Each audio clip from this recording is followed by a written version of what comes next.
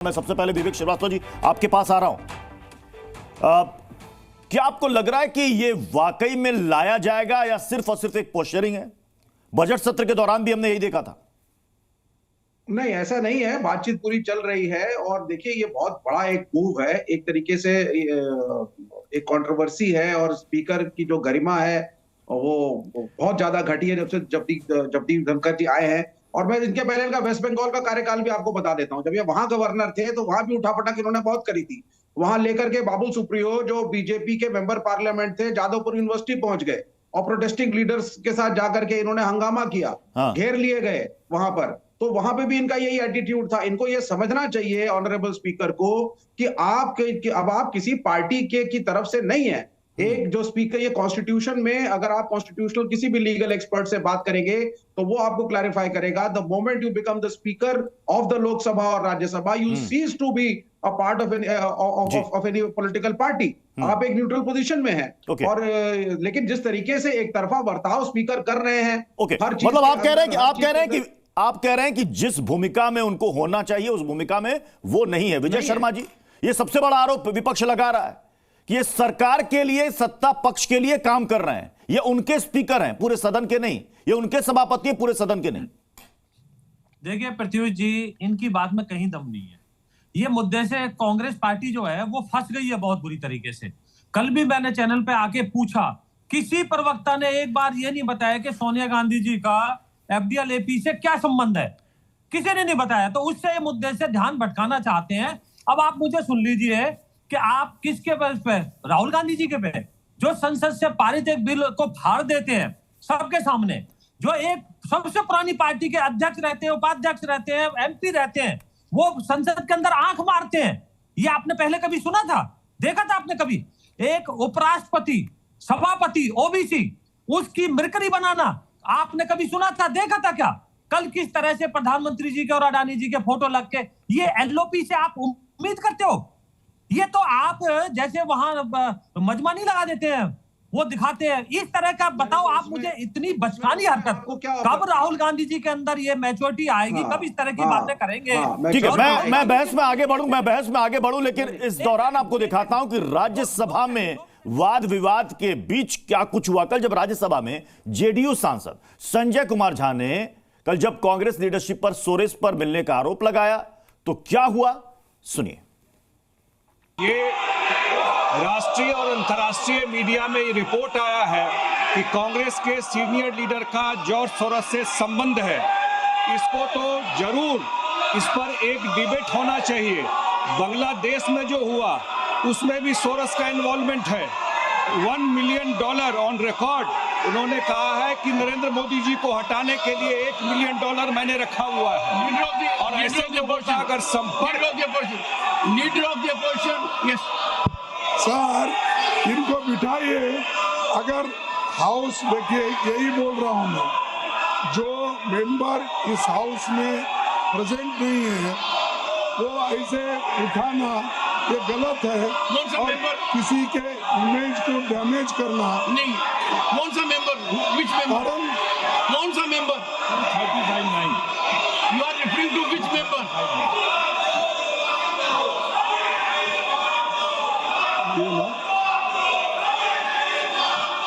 So any member, नहीं, कौन सा member? Which member you are referring? Referring of which member? देखिए कार्रवाई में रुकावट नहीं डालेगा, सिक्का नहीं होगा, करेगा, बाधा नहीं डालेगा। और जब राज्यसभा में भाषण दिए जा रहे हैं तो साथ साथ उनकी टीका टिप्पणी नहीं करेगा। ये क्या चल रहा है? Sudhanshu Trivedi, what have you to say? सिर्फ ये कहना चाहता हूं कि हमारी तरफ से सदन के किसी सदस्य का नाम नहीं लिया गया है। यदि माननीय नेता प्रतिपक्ष ने बोला है तो इसका अर्थ होता है कि उन्होंने स्वतः स्वीकार किया है कि जो सदन के अनुपस्थित सदस्य उनमें से कोई है। हमारी तरफ से किसी सदस्य का नाम नहीं लिया। हम सिर्फ इस चर्चा का आग्रह कर रहे हैं। हर्षवर्धन सर, तो क्या एनडीए ने सोरोस और अडानी के मसले पर विपक्ष को फंसा दिया? अभी राज्यसभा में उस कार्रवाई के एक हिस्सा में दिखा जिसमें सुधांशु त्रिवेदी ये कहते नजर आ रहे हैं कि हमने तो किसी का नाम भी नहीं लिया, आपने स्वतः स्वीकार किया। नहीं, देखिए सुधांशु जी अच्छा स्कोर कर ले गए, प्रत्युत्पन्न मति जो होती है उसका उन्होंने उपयोग किया।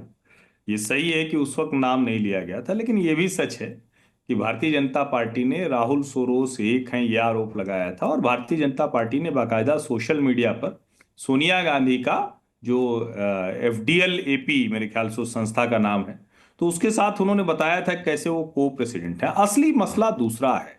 ये ठीक बात है कि कई बार लगता है कि जगदीप धनखड़ क्या विपक्ष की नहीं सुन रहे हैं, तो ये आरोप हमेशा जो राज्यसभा में जो चेयरमैन होते हैं या फिर जो लोकसभा में अध्यक्ष होते हैं उनके ऊपर लगता है।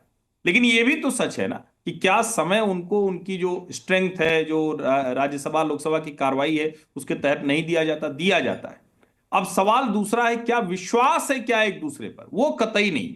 अगर बिना किसी संदर्भ के लगातार अडानी मोदी, अब मुझे नहीं ध्यान में आ रहा है कि ऐसे एक उद्योगपति को टारगेट करने का कौन करेगा, और अभी जब राहुल गांधी कह रहे हैं कि मोदी सिर्फ अडानी के लिए काम कर रहे हैं, दूसरा कोई उद्योगपति नहीं, आजकल अंबानी का नाम नहीं लेते हैं, पता नहीं जो भी वजह हो, क्योंकि ये तो अजीब अजीब कहा जाता है ना, कहावत है कि चोर की दाढ़ी में तिनका।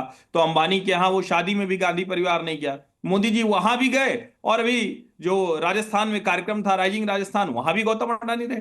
और मुझे लगता है नेता और उद्योगपति के बीच में संबंध वो जो एक जिसको कहने कि कानूनी दायरे में होना चाहिए। आप सामने मिले उसको बचाएं, और पर्दे के पीछे आप कमीशन खोरी करें, सूटकेस ले लें, नगद पैसे खूब लुटाएं, पार्टियां करती ही रही। मुझे लगता है इस फर्क को जनता समझती है, और सोरोस के साथ जो लिंक भारतीय जनता पार्टी जो आरोप लगा रही गंभीर है, कांग्रेस को जवाब देना चाहिए था, वो नहीं दे रहे, ये उनके ऊपर भारी पड़ रहा है। ठीक है भुवन जोशी जी, विपक्ष यह मैसेज देने की कोशिश कर रहा है कि हम एक हैं अविश्वास प्रस्ताव पर, लेकिन क्या वाकई में एका है? क्या वाकई में एकता है? आप तो चाहते हैं कि इंडिया ब्लॉक की अगुवाई ममता बनर्जी करे। देखिए सभापति जी एक संवैधानिक पद है, और उनका जो कर्तव्य होता है कि पक्ष विपक्ष दोनों को साथ लेके चले। वो किसी पार्टी के मेंबर नहीं रह जाते, लेकिन उनका जो व्यवहार है सभापति के रूप में, और इससे पहले भी जो उनका ट्रैक रिकॉर्ड है राज्यपाल के रूप में, वो हम देख पाते हैं हमेशा विवादों में रहे, और किस प्रकार विपक्ष के लोगों को वो ट्रीट करते हैं। सदन देख पा रहा है, देश देख पा रहा है, प्रदेश देख पा रहा है। और अभी हमारे विजय शर्मा जी कह रहे थे कि एक संसद सदस्य के बारे में कह रहे थे वो किस तरह के व्यवहार, अमर्यादित व्यवहार करते हैं। अरे सर, आपके तो राष्ट्रीय अध्यक्ष जी को विशिल बजाते हुए हम देश ने देखा है। मैंने सवाल क्यों पूछा था भुवन जोशी जी, मैंने सवाल क्यों पूछा था आपसे कि वाकई में एकता है, वाकई में एक राय है। एक खबर यह आ रही है कि इंडिया गठबंधन में लगता है कि इस मसले को लेकर के एकता नहीं है। अविश्वास प्रस्ताव की समाजवादी पार्टी को जानकारी नहीं है। रामगोपाल यादव कह रहे हैं कि हमें इसके बारे में कोई जानकारी नहीं, प्रस्ताव के बारे में कोई जानकारी नहीं है, यह रामगोपाल यादव कह रहे हैं। पार्टी है वो उपराष्ट्रपति को हटाने के लिए प्रस्ताव पर नोटिस लाने का विचार कर रही है सर। ये हमें जानकारी नहीं। जो विपक्षी पार्टी है वो उपराष्ट्रपति को हटाने के लिए प्रस्ताव पर नोटिस लाने का विचार कर रही है सर। ये हमें जानकारी नहीं। और एक और बड़ी खबर, रामगोपाल यादव का बयान सुन लिया। एक और बड़ी खबर, इंडिया गठबंधन में नेतृत्व को लेकर खींचतान चल रही है। लालू यादव का बहुत बड़ा बयान सामने आया। कांग्रेस की आपत्ति का कोई मतलब ही नहीं है, लालू यादव कह रहे हैं हम ममता बनर्जी के साथ हैं। सुनिए। ममता जी नेतृत्व मांग रही है इंडिया गठबंधन का कि हमको नेतृत्व दे दीजिए। हाँ ठीक है, दे देना चाहिए, हम सहमत हैं। चल, कांग्रेस उसकी आपत्ति जता रही है लालू जी। कांग्रेस के जताने से नहीं होगा, ममता को दो। भुवन जोशी जी, रामगोपाल यादव जी कह रहे हैं हमें इसकी कोई जानकारी नहीं, तो कैसे लाइएगा विश्वास प्रस्ताव? देखिए, मैं आपसे जिस विषय पे आपने चर्चा चलाई उस विषय में कहना चाहता हूँ। आदरणीय ममता जी इस देश की वरिष्ठ नेता हैं, और निश्चित तौर पे हम लोग बहुत खुश होंगे अगर वो इंडिया अलायंस का नेतृत्व करेंगे। उनका एक लंबा अनुभव लोकसभा से लेकर और राज्य में हमेशा जो ऐसी ताकतें हैं जो देश के लिए हानिकारक है उनको रोकने अच्छी बात है, हर किसी को अपना मत रखने का अधिकार है। मैं विवेक जी आपके पास आ रहा हूं। पहले तो यहां पर यह तय हो जाए कि इंडिया गठबंधन की अगुवाई कौन करेगा। हाँ ठीक है, अब आप मेरे से ध्यान से तरह सुन लीजिए। जी जी जी। रामगोपाल यादव जी ने जो भी कहा है वो इस कैपेसिटी में कहा है कि formal discussions have not started. इसका अर्थ ये नहीं होता कि सारे एक नहीं है।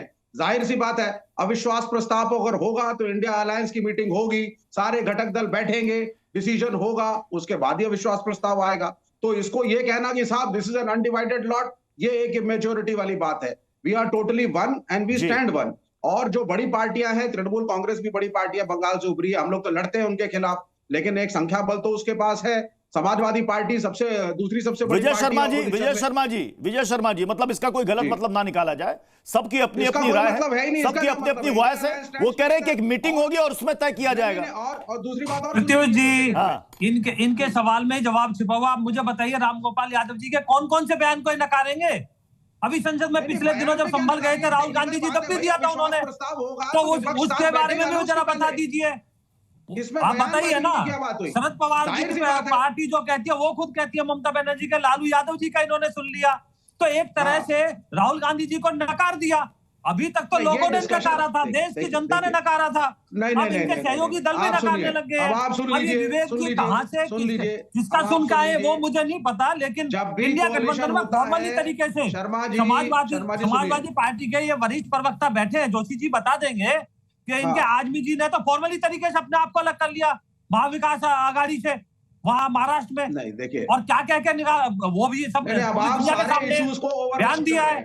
तो आप मुझे बताइए ना, पॉलिटिक्स भी बीच में ले आए, आप इंडिया अलायंस का जो अविश्वास प्रस्ताव है वो भी बीच में ले आए। मैं तो इंडिया गठबंधन की सारी बात करूंगा, मैं जो बातें हुई और रखूंगा नहीं रखूंगा, विवेक जी आप मुझे बताइए। सुन लीजिए ना सर, मैं ये बता रहा हूँ कि कांग्रेस छिपने की कोशिश कर रही है, उसको छिपने की जगह नहीं मिल रही।